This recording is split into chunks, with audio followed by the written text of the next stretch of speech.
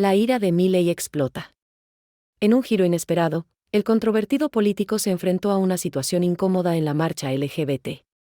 ¿Qué pasó exactamente para que Milei se enfureciera de esta manera? Descúbrelo en este video. ¿En qué términos si la vi? Si estabas viendo, prendí la tele, la seguías. No, digamos, me dediqué a trabajar. No la viste, pero ¿qué lectura tenés? Mirá, a mí me da pena que sigan engañando a la gente. O sea, fíjate que es muy parecido a lo que pasó con la marcha universitaria. Inventaron una mentira. En este caso, editaron parte de mi discurso en Davos, un discurso de 29 minutos y medio.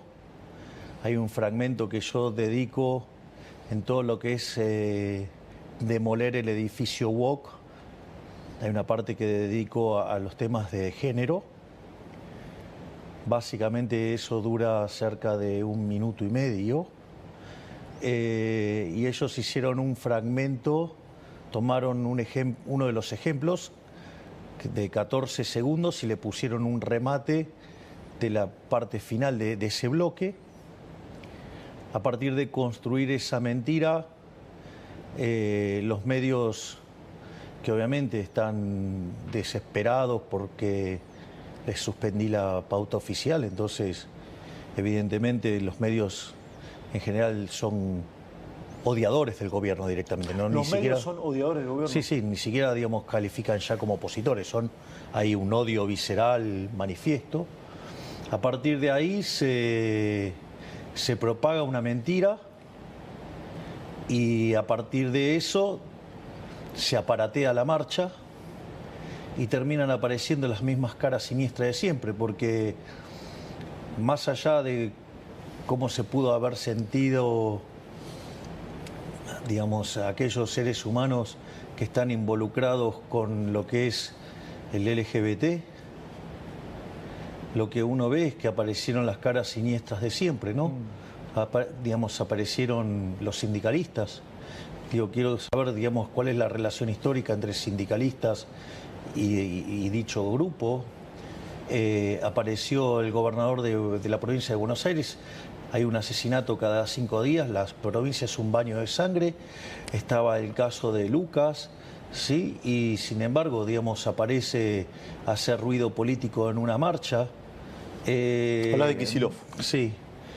No solo eso, también se sumaron el tren fantasma que componen Lustó, Larreta, Santoro, Lilita Carrió, digamos, La Cámpora, Cristina Fernández de Kirchner apoyó, digamos, o sea, con lo cual lo que vos ves es el tren fantasma.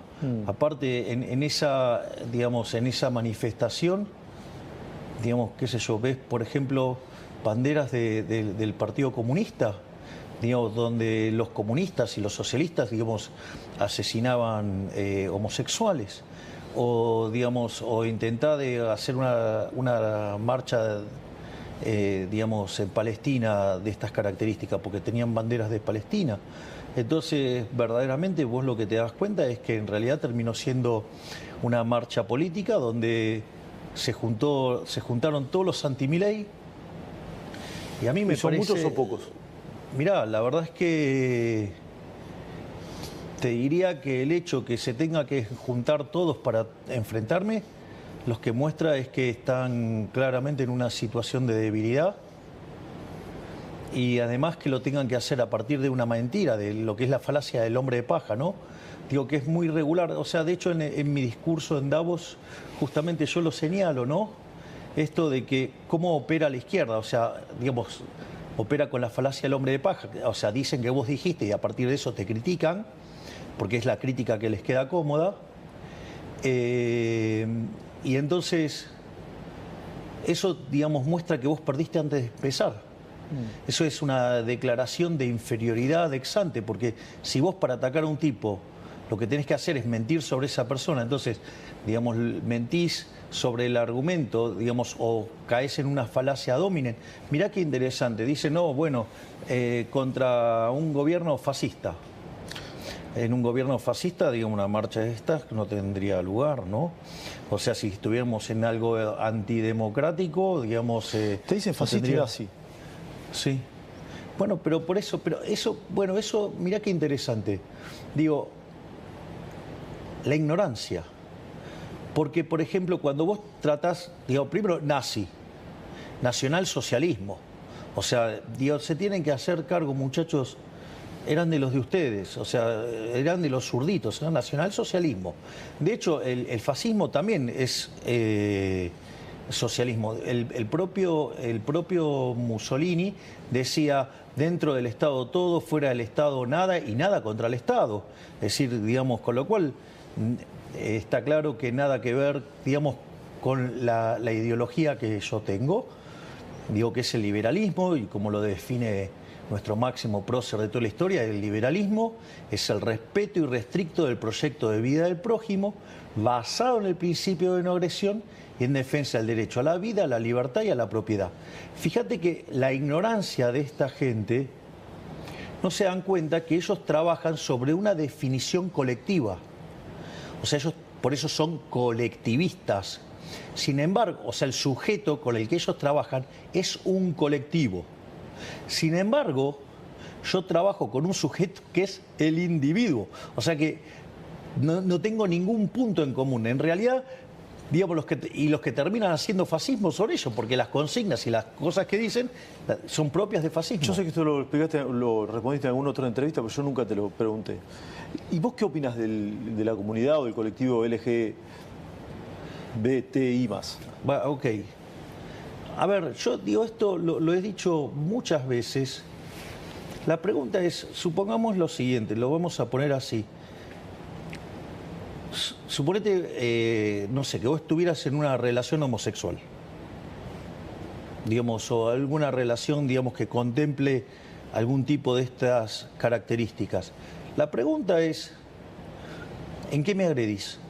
En nada. ¿En qué afectás en mi derecho a la vida? En nada. ¿En qué afectás a mi propiedad? En nada. ¿En qué afectás a mi libertad? En nada. Por lo tanto, digamos, o sea, yo no tengo nada que decir, hacé lo que quieras. Es decir, a mí lo que me molesta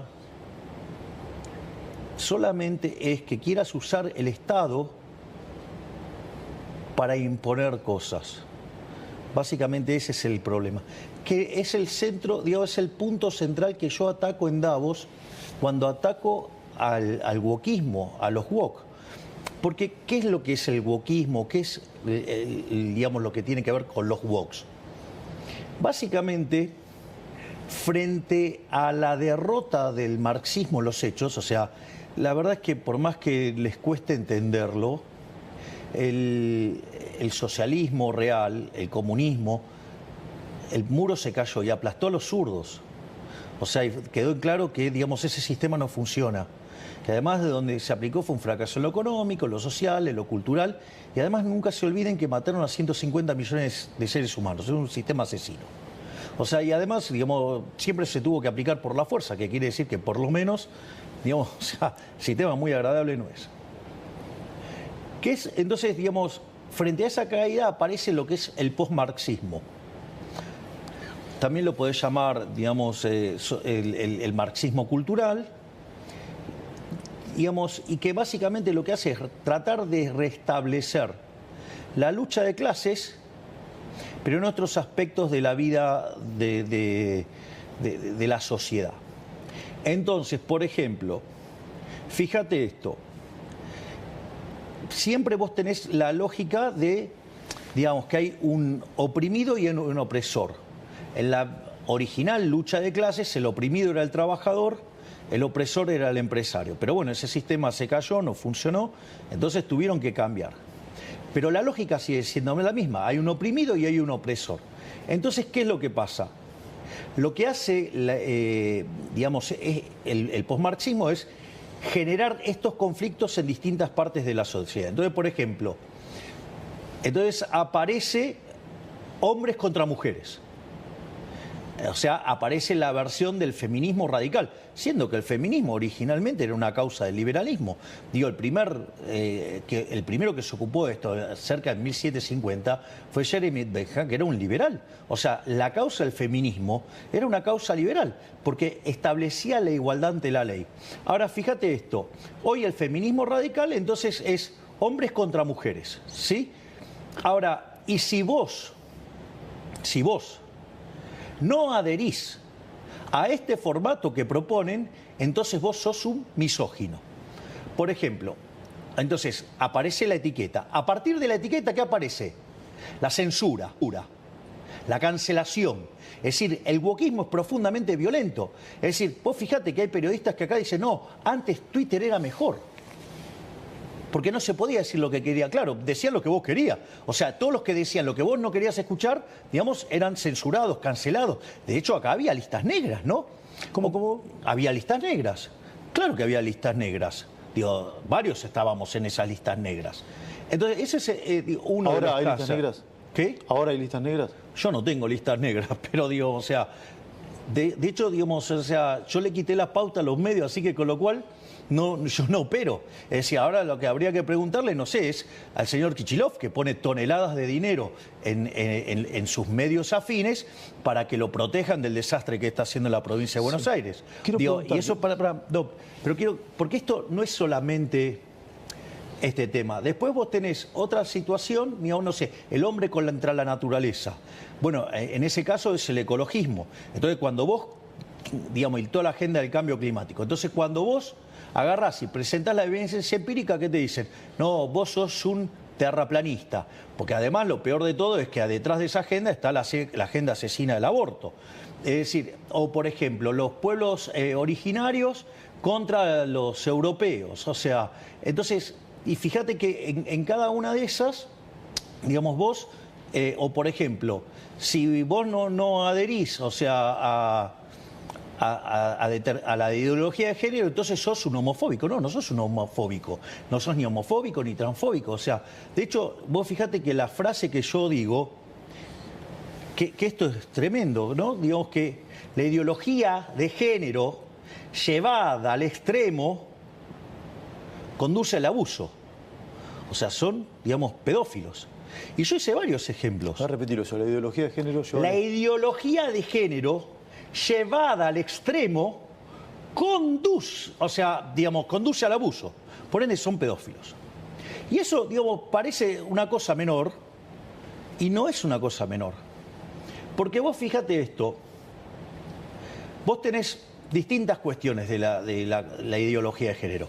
Vos tenés un hombre que se autopercibe mujer y Menés se cree, digamos, y va y se sube a un ring de boxeo y revienta a trompadas a las mujeres.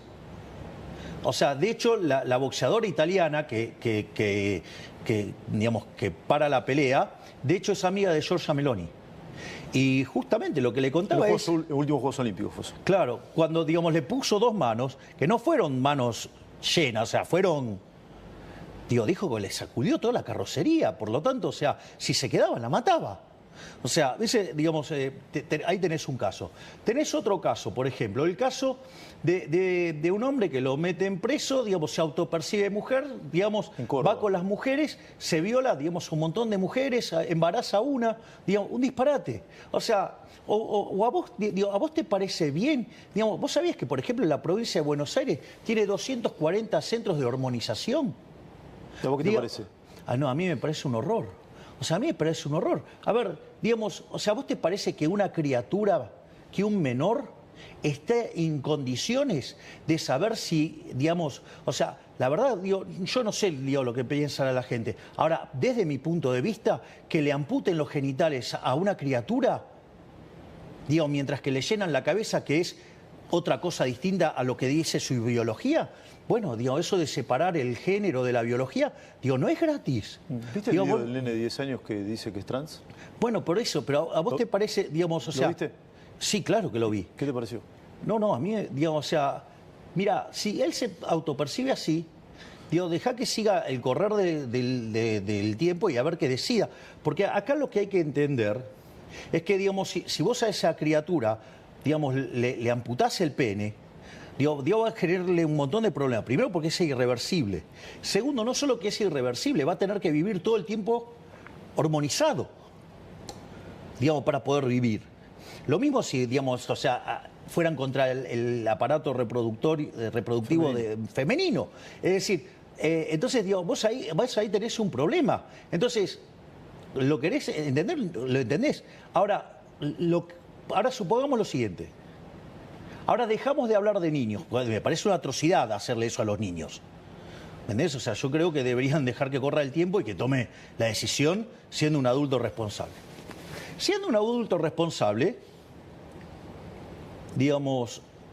ahí aparece un tema. La pregunta es, si quiere hacerlo, desde mi punto de vista, si lo quiere hacer, que lo haga. Vos, por ejemplo, ¿te querés autopercibir foca y querés convertirte en una foca? Yo no tengo problema.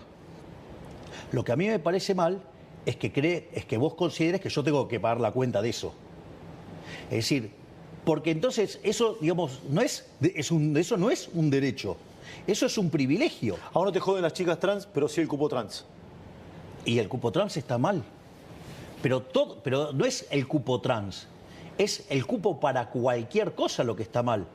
Porque es lo que se llama una discriminación positiva, es violentar yo tengo una pregunta, ¿a vos te parecería bien, que los cargos, no sé, en el Estado fueran hereditarios? No, obviamente que no. O sea, ¿qué seguimos en la época del absolutismo? O sea, entonces tenemos un monarca y, no sé, y su familia y sus amigos tienen privilegio de tener un cargo por el hecho de que... sí, por dotación de apellido. Bueno, es una aberración. Bueno, esto es igual. Esto es idénticamente igual, te das cuenta que es idénticamente igual. O sea, tienen un cupo por eso. Yo estoy a favor de la sociedad, no de una sociedad absolutista. La sociedad liberal está a favor del mérito. Entonces, lo que digo es, lo que nosotros vinimos a proponer es la igualdad ante la ley. Porque esto es lo que pasa con esta situación. Esta generación de conflicto, donde aparecen estas... Si vos querés, estos colectivos, con lo cual, mirá, bien del lado opuesto a nosotros, ¿no? Que somos liberales, o sea, que este es el individuo. Pero fíjate esto, entonces ese conflicto entre oprimido y opresor, ¿cómo se resuelve? ¿Cómo? Metiendo el Estado liberador. Pero la consecuencia de eso, ¿qué es? Que vos expandís el tamaño del Estado, expandís la influencia del Estado. Es decir, y eso lo tenés que financiar. ¿Y eso con qué se paga? Con más impuestos. Es decir, es una agenda destinada a hacer crecer el Estado. Entonces, ¿cuál es el objetivo de esa agenda? Crear artificialmente conflictos para que el Estado lo resuelva y, a ver, ¿para qué sirvió el Ministerio de la Mujer? Si Alberto Fernández cagaba trompadas a la mujer. ¿Para qué sirvió? Si Alperovich violaba a la sobrina. Si Espinosa, acosaba, a su secretaria. Si en Chaco, está el chico de Strasowski. Strasowski. Claro, ¿me entendés? O tienen entre sus filas también a Guasora. ¿Me comprendés lo que te digo? Entonces, ¿y vos qué te crees? ¿Que eso se arreglaba con el Ministerio de la Mujer, con cantitos y pintando banquitos? No, ¿esto se arregló con qué? Mano dura. Nosotros bajamos 50%, los delitos en el último año, ¿sí? Y además bajamos todos los crímenes contra mujeres. Vamos, lo hicimos nosotros. ¿Mano dura tendría que poner Kicillof? Mirá, Kicillof tendría que salir... Kicillof, ¿por qué marcha? Marcha porque él también es parte de esa agenda progre, esa agenda woke. ¿Por qué? Porque, por ejemplo, él adhiere a Zaffaroni. O sea, que también es un derivado de esa misma agenda de Zaffaroni, que es subvertir los valores. Es decir, donde la víctima pasa a ser el victimario y el victimario la víctima. O sea, una locura total. Entonces, es la provincia de Buenos Aires es tierra de nadie en favor de los delincuentes. Es más, ¿sabés qué? Hasta te puedo vincular estos temas. Vos me decís, ¿qué tiene que ver Zaffaroni? ¿Qué tiene que ver el LGBT, la ideología de género? Bueno, la ideología de género, ¿yo qué es lo que digo? que en el límite constituye abuso, o sea, son pedófilos. Con lo cual, fíjate que yo además hablo de ideología. Y eso está documentado, por ejemplo, una charla TED en Alemania donde dice, no, la pedofilia es una orientación sexual. No, ¿qué orientación sexual? Digo, no te puedes meter con los chicos. O sea, los chicos son sagrados. Dicho esto, fíjate esto, uno de los casos más renombrados de Zaffaroni fue el caso del portero Tiraboschi, el portero que abusaba de los menores. No, si la luz está apagada no es abuso. Ahora, claro, pero fíjate esto, digamos, o sea, con lo cual no te creas que está tan alejado y tan en otro lugar. O sea, lo tenemos acá. Digamos, ¿por qué lo tenemos acá? Porque era Zaffaroni en el caso Tiraboschi. Y vos decís, no, bueno, pero queda ahí. No queda ahí. Digamos, está el video en un programa de Iudica donde el señor Pablo Dugan defiende al portero Tiraboschi. Defiende a Zaffaroni en ese fallo, diciendo que no hay abuso porque la luz está apagada. O sea, yo quisiera saber si uno de tus hijos se estuviera involucrado en esa situación y que venga Dugan y te diga que no es delito porque la luz estaba apagada. O, digamos, y vos decís, no, bueno, ese es un caso. No es un caso. Digo, vos sabés que, por ejemplo, hay un grupo de pedófilos, ¿sí? Digo, que se llaman pedófilos virtuosos. Digo, los pedófilos virtuosos, ¿sabés quiénes son?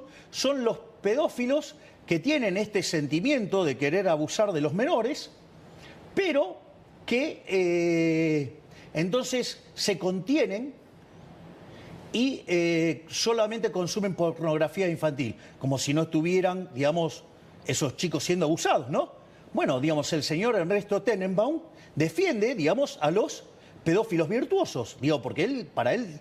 Él dijo, digamos, lo sacaron de contexto. Después. No, sí, bueno, sí. Digamos, o sea, él es el que vive sacando de contexto todo el tiempo. Digo, la declaración es muy clarita y, digamos, sus compañeros se lo señalan. Así que digamos, o sea, él en definitiva es un defensor de los pedófilos virtuosos. O sea, después, o sea, agarró y reculó. Sí, digo que se equivocó. O sea, sí, bueno, está bien, digamos, pero él, digamos, o sea...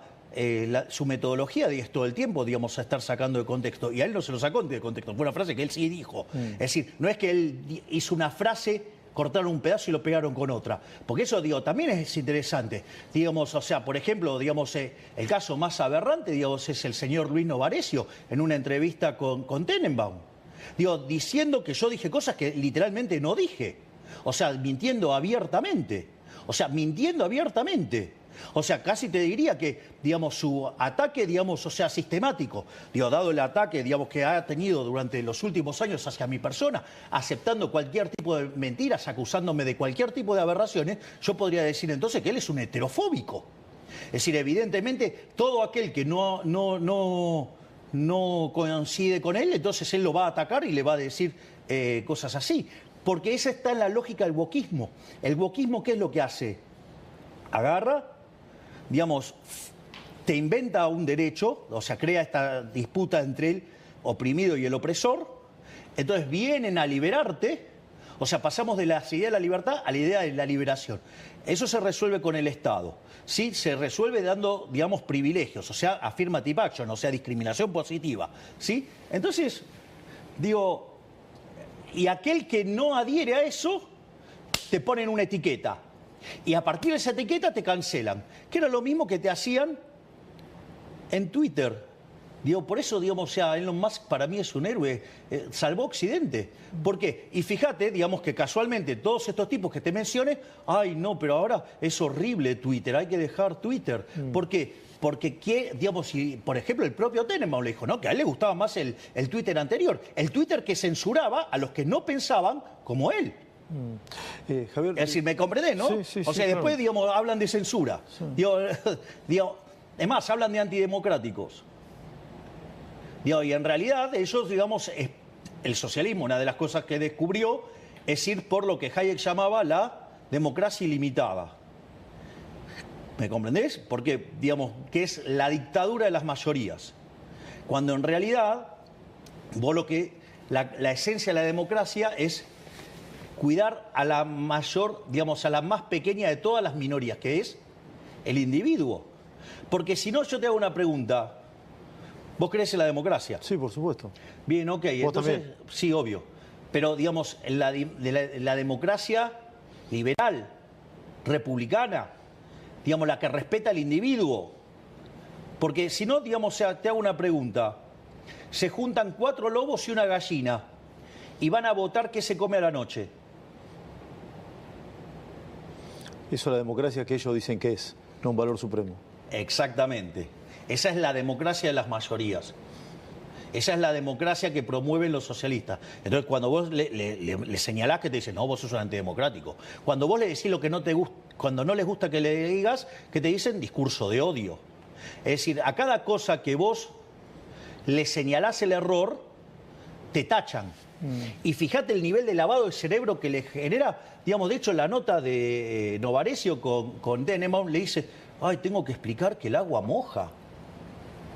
Es decir, fíjate, digamos que está claro que Novarecio es una persona muy limitada que nunca pudo pensar afuera del molde que le presetió el wokismo. Y evidentemente, digamos, no es el único. O sea, porque todas estas personas, cuando vos los sacás de esa línea, te etiquetan, falacia dominen, y te censuran. Recordemos que el señor Novarecio, en el canal que vos estás, pidió por la censura de mi persona. Digo. No sabía eso. Sí, claro, dijo que había que callarme. No recuerdo. Claro, exacto, se montó sobre una declaración de Pichetto. Ah. Nombraste un montón de personas, incluso algunos colegas. También nombraste por ahí a Cristina. ¿Te importa lo que dice Cristina? No. ¿Cómo? No. ¿No te importa lo que dice Cristina? No, no me importa lo que diga ninguno de los políticos acá, son todos de chiquitajes, todo cabotaje. Yo estoy para discutir otra cosa. Es decir, ni siquiera entienden que fui a discutir a Davos. O sea, son muy cabotaje, muy poquita cosa. Cristina de cabotaje. Sí, Cristina, digo, Cristina no puede, digamos, o sea, Cristina existe en Argentina nada más.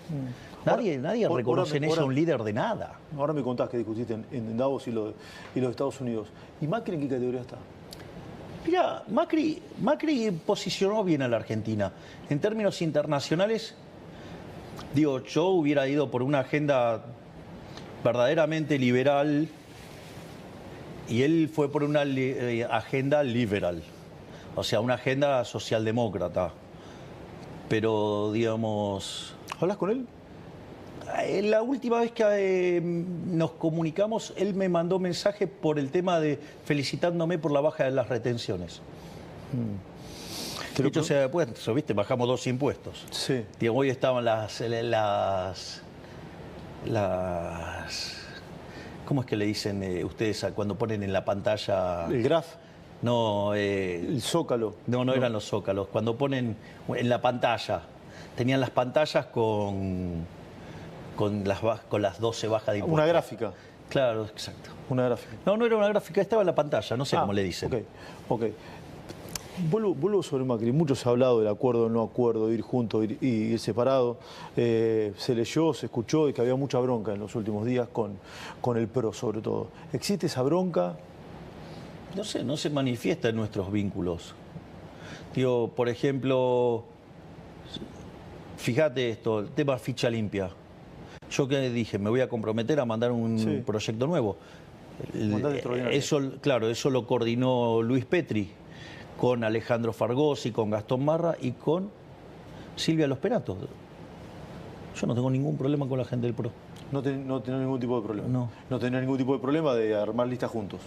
Yo tengo una excelente relación y, o sea, a ver, yo, digamos, a lo que me ocupo es a mi job description, a seguir bajando la inflación, a seguir haciendo crecer la economía, a hacer que la pobreza baje, digamos, terminar con la inseguridad. ¿Quién es tu rival hoy? No, digo, yo no pienso en esos términos, o sea, yo pienso en cumplir mi job description, digamos, o sea, mi rival básicamente son las metas que tengo que ir cumpliendo. O sea, mi enemigo es la inflación, mi enemigo es la pobreza, mi enemigo es la indigencia, mi enemigo es el analfabetismo, mi enemigo es que maten a la gente, digamos, como ratas. Esto es muy personal, creo que la principal preocupación hoy en Argentina, esto es muy personal, me puedo confundir, es la inseguridad. Sí, sobre todo en la provincia de Buenos Aires y en el conurbano. Recién hablaste un poco de Kicillof. ¿El gobierno nacional puede hacer algo al respecto? Algunos hablan hasta de intervención, yo sé que es una cuestión bastante estrafalaria, pero se ha hasta comentado el tema. Lo que tiene que quedarle claro a la población es que Argentina es un país federal. O sea, entonces la seguridad es una responsabilidad que tiene el gobierno de la provincia de Buenos Aires en la provincia de Buenos Aires. Sí, no hay duda, es así. Entonces, ahora, yo avisé, Kicillof es un inútil, o sea, lo cual lo prueba sistemáticamente, o sea, se empecina en darme la razón. No solo eso, sino que además tiene una visión, digamos, en la línea de Zaffaroni, que es a favor de los delincuentes. Bueno, digamos, o sea, la gente responde a los incentivos. Si vos pones, fíjate, digamos, la calamidad que era la provincia de Santa Fe, en especial Rosario. Digamos, entró la doctora Bullrich con el plan Bandera. Mirá cómo está ahora Rosario. Sí, mejoró la situación. ¿Y a vos qué te parece? Bueno, Diego, te aviso que cuando nosotros asumimos, o sea, había 9.000 piquetes por año, ahora no hay ninguno. Si Kicillof te llama mañana y te dice, presidente, ¿me ayuda con la seguridad en la provincia de Buenos Aires? ¿Usted qué hace? Digo, yo soy el presidente de la nación y los bonaerenses también me votaron a mí, con lo cual, digamos, yo donde tengo que ir a ayudar, ayudo. El problema es que, digamos, si él no quiere que yo ayude, digamos, el problema es que él es parte del problema, no de la solución. ¿Cristina también? Bueno, Cristina, digamos, es responsable de uno de los movimientos más siniestros de la historia argentina, que es el kirchnerismo. O sea, el kirchnerismo destruyó todos los valores morales de este país, o sea, vino a romper todo por impulsar la basura del socialismo del siglo XXI. Y así, digamos, nos habían dejado en camino a Venezuela. ¿Viste lo de Lali Espósito? ¿Ladri Depósito? No, Lali Espósito. Ladri Depósito. Viste que la aclamaban para ser candidata, ¿lo viste o no? Bueno, que sea candidata, ¿qué sé yo? Digamos, Dios tiene todos los elementos legales para ser candidata, que sea candidata. ¿Irías a ver un show de ella? A ver, a mí me gusta otro tipo de música, qué sé yo. Yo anoche, digamos, me vi un baile de máscaras, una versión en el Metropolitan de Nueva York, dirigida por Levin.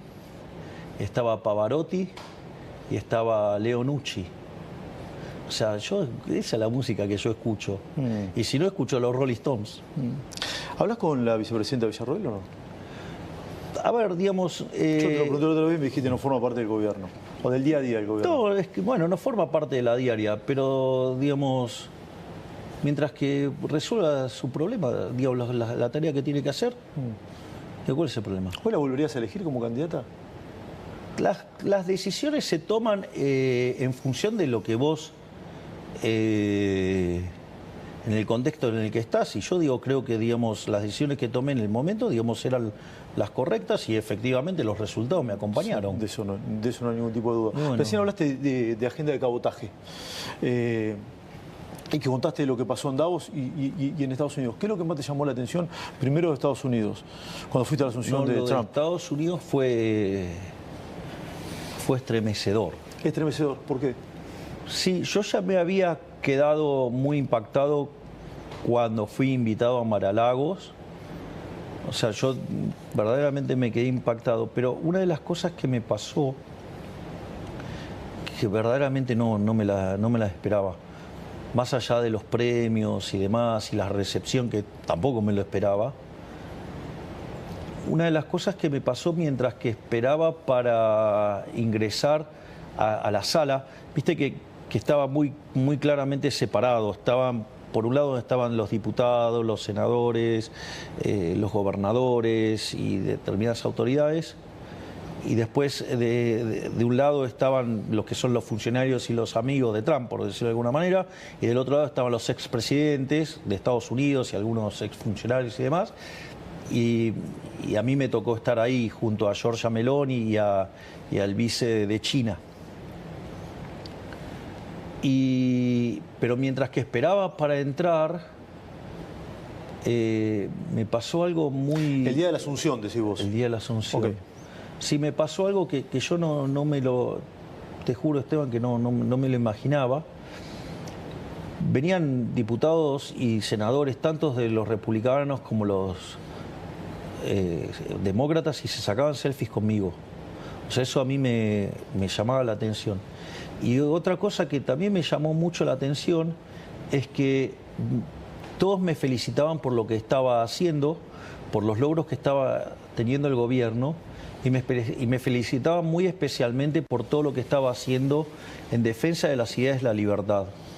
O sea, y me hacían un reconocimiento por eso. Pero, qué sé yo, digo, si vos escuchás eso 1, 2, 3 veces, es como que decís, bueno, luce ya mucho de cassette, por decirlo de alguna manera. Lo que a mí sí verdaderamente me sorprendió y me dejó muy, muy impactado fue el tema de que venían y cada uno me hacía referencias puntuales, a medidas puntuales. O sea, yo, digamos, a ver, yo digo, como presidente, yo miro el bosque, no estoy mirando las ramas de los arbolitos. Y me venían con cuestiones muy específicas. Técnicas y profundas. Claro, exacto. O sea, digo, tendría que haber estado con todos los ministros para contestar ahí. Después, otra cosa que también, digamos... ¿Y cómo crees que sabían eso? No, bueno, porque, bueno, no por nada, digamos, nuestro modelo está siendo tomado de referencia, digamos, por todo el mundo. Digamos, hoy la última etapa de The Economist se lo dedica a la desregulación y justamente habla del caso argentino. Y una de las cosas que dice es, bueno, Estados Unidos lo está haciendo y Europa lo necesita, ¿no? Digamos, básicamente. Ahora, lo que dice es, bueno, pero Milei estuvo 18 meses gestando esto. ¿Te acordás? Digamos, los chantas que acá decían, no, Milei no tiene plan. Si no hubiéramos tenido plan, hubiéramos volado por los aires. Pero, entonces, ¿me comprendés lo que te digo? Sí, que entonces, unos meses, decían también. Entonces, lo que vos... entonces, lo que dice es, a ver, Milei lo tenía armado hace 18 meses. Entonces, digamos, el punto es, o sea, Estados Unidos... lo tiene que armar ahora y Europa lo necesita, pero no sé si tiene las convicciones. Pero, ¿me entendés? O sea, no solo que, digamos, o sea, mal que le duele, pese al mercado doméstico, a la politiquería barata de cabotaje acá, digo, yo fui tapa de The Economist. Digo, publiqué artículos en The Economist, fui tapa de Time, digamos, la última tapa de The Economist la dedica a nuestra propuesta desregulatoria. El propio Fondo Monetario Internacional, en la reunión que yo tengo con Kristalina Georgieva, en la que asisto con Toto Caputo y con Leon Malkour, que es nuestro representante en el board en el fondo, justamente una vez que, digamos, evacuamos todos los puntos, digamos, que eran las dudas que tenía el Fondo Monetario Internacional, digamos, empezamos a hablar de cuestiones vinculadas a otros temas, a crecimiento y demás, y Georgieva me pidió si lo podía convocar a Federico Sturzenegger para, digamos, trasladar la experiencia de lo que estamos haciendo nosotros. Entonces, y al mismo tiempo, o sea, digamos, algunos me dicen Mr. Chainsaw, o sea, el señor motosierra. Sí. Y otros me... Acá tenés una motosierra. Sí. Y otros me dicen, digamos, o sea, me agarran y me dicen, ¡afuera!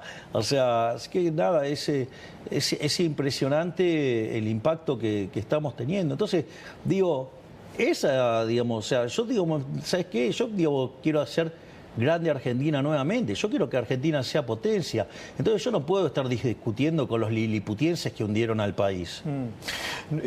Nombraste recién el fondo. ¿Crees que va a haber un acuerdo? ¿Finalmente va a haber un desembolso? ¿En qué momento está eso? Mira, nosotros... ¿Es necesario o no es necesario? Mira, nosotros estamos trabajando en avanzar en un acuerdo. Digo, pero nosotros tenemos la convicción de que... para que a Argentina le vaya bien, depende de Argentina. Y en eso, digamos, nosotros, nuestra estrategia, digamos, de dureza en la política fiscal, es decir, que no se negocia el déficit cero bajo ningún punto de vista y seguir manteniendo una política monetaria dura, nosotros, o sea, no, digamos, nosotros creemos que tenemos que armarnos como si todo dependiera de nosotros mismos. Bueno, si después tenemos puentes financieros para acelerar, digamos, las La salida del mejoras. cepo, por ejemplo. Por ejemplo. Claro, o sea, nosotros, sin la ayuda del fondo, en el 2026 el cepo lo levantamos. El año que viene. No, pero, digamos, o sea, el 1 de enero del 2026 no existe el cepo. 1 de enero de 2026 no existe el cepo. Y si hay desembolso del fondo antes. Podemos hacerlo más rápido. Hay que ver cómo queda estructurado el programa, cómo se calzan los fondos, y eso te va a determinar la salida del cepo. Nombraste las retenciones, dijiste que Macri te felicitó por ese hecho. Es una baja gradual y semestral, ¿no? ¿Se va a acentuar eso? ¿Cómo es? A ver, nosotros lo que hemos dicho es, bueno, una parte, digamos, fue a las economías regionales fue quitada total y de manera permanente. Sí. La otra de manera transitoria, dado la situación compleja que está pasando el campo. Ahora, en la medida que la economía crezca y nosotros tengamos recursos, nosotros vamos a seguir bajando impuestos. O sea, yo dije que iba a bajar impuestos, nadie creía que íbamos a lograr el déficit cero, porque partamos de eso. Argentina en los últimos 123 años había tenido todos los años déficit fiscal. Porque los años que tuvo superávit era porque no pagaba la deuda. Pero nosotros tuvimos superávit financiero aún honrando los compromisos. Y sin hacer libramientos sin pago ni ningún dibujo contable. O sea, tuvimos superávit financiero de verdad. Si hablaste del crecimiento de la economía crece? Mirá, los datos del tercer trimestre, básicamente lo que tenés es que está, digamos, 3,9. O sea, eso significa que la economía, digamos, está viajando en el tercer trimestre, si lo anualizaras, a niveles del 17%, el consumo a niveles del 20%, la inversión a niveles del 50%. Si vos tomás el último dato, digamos, del PBI, digamos, te estaría mostrando el desestacionalizado. Si lo anualizás, digamos, estarías viajando a una velocidad del 11%. Es decir, entonces, cuando vos mirás los números de la economía, es más, vos fíjate esto, yo, digamos, o sea, los econochantas de Mandrilandia, digamos, cómo le pifiaron todos. Digamos, ¿te acordás que nosotros hablábamos de la B corta? Sí. Decían, no va a haber B corta, no va a haber B corta, decía, ¿no? O sea, digo, o va a haber una gran depresión, o sea, que el PBI se iba a derrumbar, o que iba a haber una L, que después íbamos a estancar, o que si había recuperación era la pipita de Nike, pero, digamos, suave. Fíjate esto. El arrastre estadístico que nos dejó el gobierno anterior era de 2,8, negativo. O sea, con lo cual, si nosotros llegamos en 2,8, es que no cayó nada durante el año. Se considera que el año va a terminar 2 negativo. Es decir, que quiere decir que cuando vos tomás la punta de diciembre... Un 0,8 crecimiento. Claro, cuando vos tomás la punta de diciembre mensual desestacionalizada contra la del año anterior, la economía terminó arriba. Es decir, nosotros hicimos el ajuste más grande de la historia de la humanidad, 5 en el Tesoro, 10 en el Banco Central. Una experiencia de la mitad de ese calibre hubiera hecho caer el PBI 15%. Imagínate que además traíamos 2,8 de arrastre estadístico, está terminando en la frecuencia trimestral -2, en la frecuencia mensual va a terminar arriba. Vos te das cuenta, digamos, o sea, y en el medio la inflación mayorista que venía al 54%, la bajamos al 0,8, es decir, de viajar a niveles del 17.000, la bajamos a niveles de 10. Y no solo eso, sino que además en la frecuencia mensual la pobreza estaba en 57 en enero y hoy está en 36. Quiere decir que sacamos 21 puntos porcentuales de la población de la pobreza. ¿Sabés qué quiere decir eso? Que sacamos de la pobreza a 10 millones de argentinos. Javier, vos antes de asumir incluso, te obsesionabas y mirabas, sacabas del celular y hacías cuenta con el tema de la hiperinflación, ¿no? Cómo viajaba la inflación diaria y demás. ¿Hoy seguís haciendo esa cuenta o dejaste de mirarlo? No, esto es bilardismo 101. O sea, es el cuchillo entre los dientes todos los días. Mira, yo te voy a contar algo. O sea, no está resuelto el tema de la inflación. No. Fíjate esto. Hay un ciclo que estuvo haciendo Santiago Oría para un streaming que se llama Carajo. Sí. Entonces, brillante como todo lo que hace Oría. Santiago Niega es como el cineasta de Javier. Sí, sí, es mi cineasta. Sí, sí, digamos. Perdón, que dije cómo. Sí. Y entonces él agarró y tomó algunas películas arquetípicas. Entonces, por ejemplo, ahí en la primera, son 3 entregas. En la primera él habla de la saga de Rocky. Y es muy interesante porque en un momento trata la de Rocky 3. Rocky 3, o sea, es el campeón, digamos, defiende el título, digamos, le hacen un monumento, pero el tipo se entra en la joda, por decirlo de alguna manera, lo emboca. Viene Mr. T y lo emboca, Cooper Long. Entonces después, o sea, aparece Apolo de vuelta y reconquista el título, todo. Vos fíjate esto. Última reunión del año. Tengo todas las encuestas, todas las mediciones. Me siento. Entonces, cuando veo todos los números, ¿sabes qué hago? Nosotros las reuniones de gabinete las tenemos en el Salón Eva Perón. Pedí que la motosierra me la lleven al salón. La tenía nueva, así que la puse en el salón. Digo, llegaron todos, miraban la motosierra, estaban todos con la motosierra. ¿Por qué hice eso? Porque vamos ganando 2-0 en el minuto 22 y medio. Acá no hay lugar para relajar. Pete Bilardo decía que era el peor resultado del 2-0. Sí, ponele, digamos, o sea, es un resultado peligroso. Digo, igual siempre es mejor ir ganando. Sí, por supuesto. Pero, digo, al margen de eso, le dije, y la motosierra no cede, no para. Y si vos me permitís, voy a contar un par de cosas nuevas. Una de las cosas maravillosas que a nosotros nos pasa, digo, o sea, estamos mirando las redes, estamos monitoreando todo el tiempo. Mirá mucho las redes. Pero es la forma de estar monitoreando todas las cosas. ¿A vos no te sorprende que cada vez que aparece un despiole yo lo arreglo de manera muy rápida? Un despiole del gobierno, decís vos. Despiole lo que sea. Porque estoy todo el tiempo, digamos, chequeando las redes. Okay. Es decir, entonces yo automáticamente veo un problema, pum, levanto el teléfono, pregunto y resuelvo. Digamos, acá no hay lugar para descansar. Acá no te puedo dormir en los laureles, nada. O sea, entonces acá es todo el día el cuchillo entre los dientes. Todos los días. Acá no se descansa nunca, no se relaja nunca. Porque del otro lado está el enemigo. No son adversarios, son enemigos. Porque son los que hicieron de que Argentina fuera la primer potencia mundial, la convirtieron en un país miserable, de mitad de la tabla para abajo. Los de afuera son enemigos. ¿Cómo? Los de afuera son enemigos. No. Son enemigos los colectivistas que destrozaron este país. Y que utilizan causas nobles para armar marchas contra el gobierno y se juntan todos porque son tan cobardes que de a uno no pueden. Pero digo, igual, digamos, o sea, yo ya estoy acostumbrado a esto. Digo, Gladiator pelea contra cuántos, no es un problema, así que no digo, me frega. O sea, estoy acostumbrado.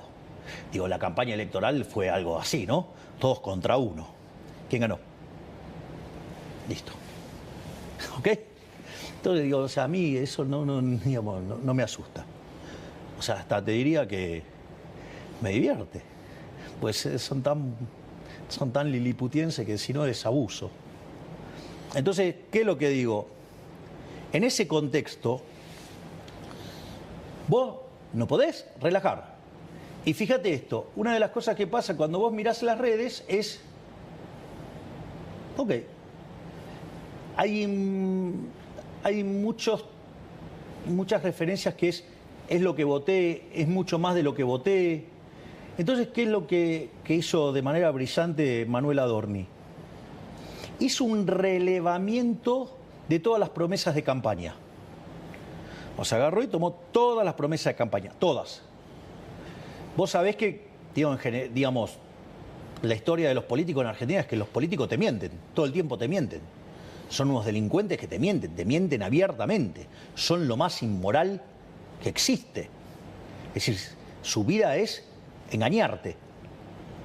Bueno, la vida de los políticos argentinos es engañarte. Exactamente. Sí, los que son parte del Partido del Estado. Digo, lo estuviste marchando todos esos juntos el otro día. El Partido del Estado es igual a casta. Claro, exacto. Son todos los que viven del Estado. O sea, el Partido del Estado, digamos, está los políticos ladrones, están los empresarios prebendarios, están los sindigarcas, están los periodistas ensobrados, corruptos, ¿sí? Y están, digamos, o sea, los profesionales funcionales a eso, porque hay profesionales que viven de eso. Entonces, en ese contexto, ese es el partido del Estado. Entonces, mirá qué interesante lo que hizo Manuel. Agarró y tomó las promesas de campaña, hizo un relevamiento de las promesas. Si vos te recordás, o sea, decían que lo que yo proponía era una locura. Nada de lo que yo proponía se podía hacer. Era todo imposible. Empezando por el déficit cero, ¿no? El cual lo logramos encima en el primer mes. Pero dicho esto, ¿qué es lo interesante? Con lo cual nosotros teníamos un programa muy, muy ambicioso. ¿Cuánto tiempo lleva el gobierno? 25% del tiempo. Sí. Cerrado a la primera parte, Sí. 25% del tiempo. Sí. Con lo cual, si yo viniera con el 25% de cumplimiento de las promesas, estaríamos bien, ¿no? Sí. ¿Sí? Digo, está claro. Matemáticamente sí, correcto. Bueno, ¿sabe cuántos llevamos cumplidos de las promesas? ¿Cuántos? 78. ¿Escuchaste?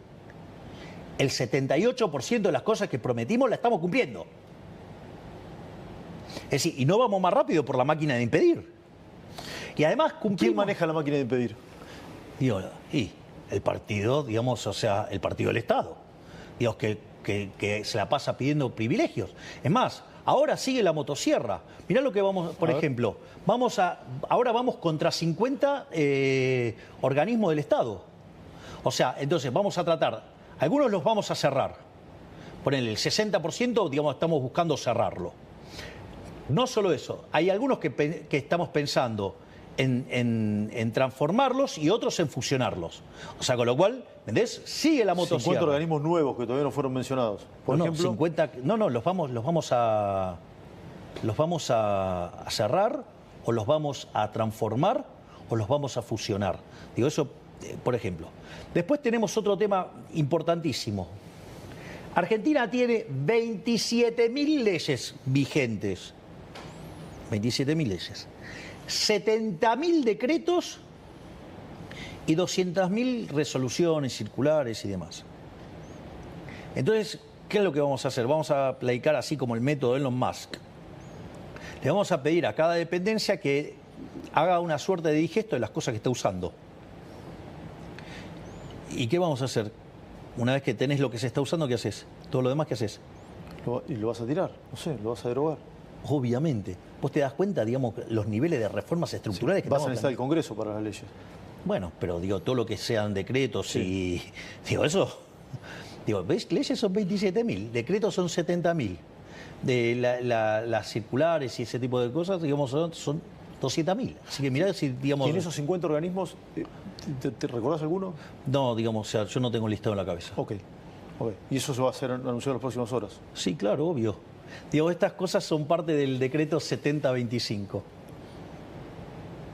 El 7025. Claro. Cuando asumiste. Ese es el 7023. Ah, el 7023. Claro. A ver, explícamelo de nuevo. Claro, todo esto es parte de las reformas del 7025. Es decir, el 7023 es el primer decreto desregulador. Bueno, ahora vamos con el 7025. Digo, sí, correcto. ¿Y cuándo se va a publicar? Bueno, digamos, ahora, digamos, cuando terminemos de ultimar los detalles. ¿Qué es lo que más te preocupa hoy de la Argentina? Lo que más me... Digo, a mí no me preocupan las cosas, yo me ocupo de las cosas. Así que lo mío es seguir bajando la inflación, seguir bajando la pobreza, seguir bajando la indigencia, hacer que crezca la economía, hacer, digamos, que siga bajando la inseguridad, insertar a Argentina en el mundo. Yo me ocupo de las cosas. Yo no ando teorizando, no, digo, a mí me pusieron acá para resolver problemas. Tengo que redondear porque el amigo Adorni nos va a matar. Si Adorni es más bueno que el Asia atado. Pues hay que cumplir con los tiempos, ¿no? ¿Paso?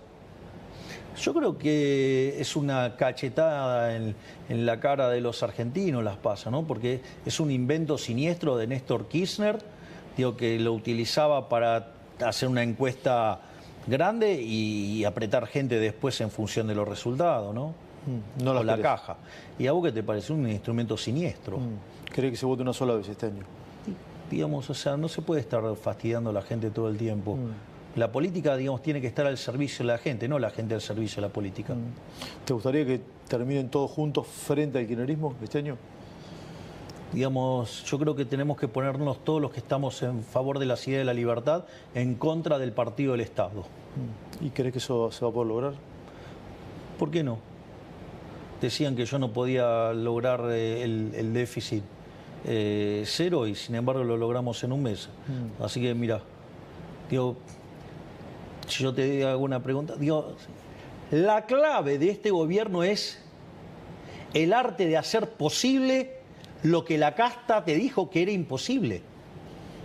Es decir, también era imposible hacer un ajuste como el que hicimos y lo hicimos. También era imposible que si hacíamos un ajuste de la mitad del que hicimos, el PBI no hubiera caído 15%. Y sin embargo terminó arriba. Digamos, parecía imposible que cayera la pobreza.